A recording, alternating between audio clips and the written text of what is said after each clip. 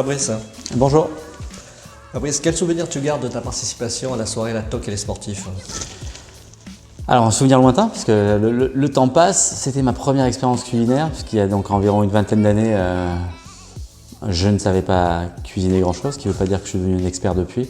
Mais voilà, une bonne expérience, excellente ambiance, on avait beaucoup rigolé et puis on s'était un petit peu dépassé sur le plan culinaire. Ta rencontre avec le chef Philippe Da Silva? Toujours intéressant, quel que soit le domaine, de rencontrer des gens passionnés, parce que c'est un vrai privilège dans la vie de pouvoir vivre de sa passion. J'ai eu cette chance. Même chose pour le chef. Et voilà, c'est un vrai privilège, encore une fois, de pouvoir échanger, poser des questions à quelqu'un qui répond avec un peu des étoiles dans les yeux et qui exprime et qui a envie de communiquer cette passion-là. Est-ce que depuis tu fais la cuisine à la maison?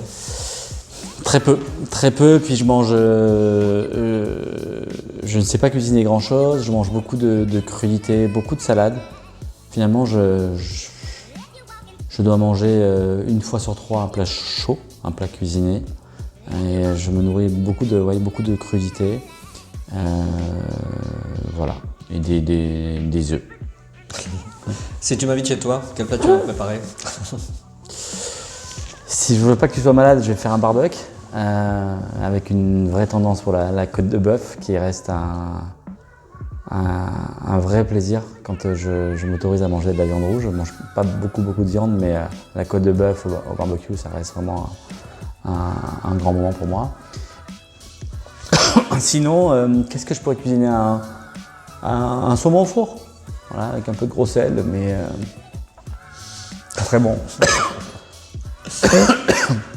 Quels sont tes restaurants préférés où tu te sens bien, où tu aimes bien aller?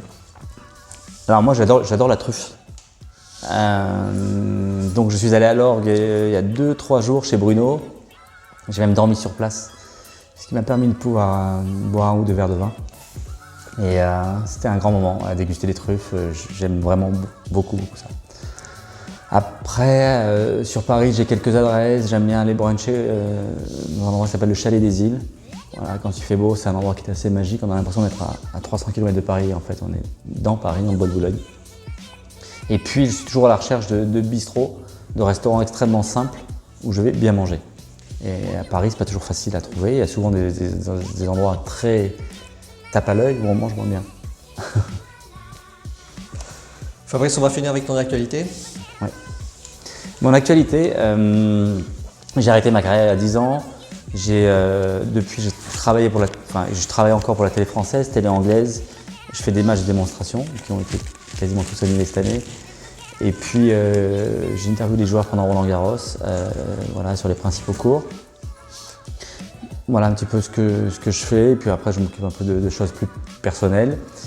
Et j'ai également coaché pendant plusieurs années, mais j'ai décidé d'arrêter il y a 1 an parce que ça m'amenait trop souvent dans les hôtels, les aéroports, les avions, et j'ai plus envie de cette vie-là. Voilà, donc je me suis un peu posé. Et mes activités représentent 3-4 mois de travail dans l'année, ce qui me laisse largement le temps de profiter et de prendre du bon temps.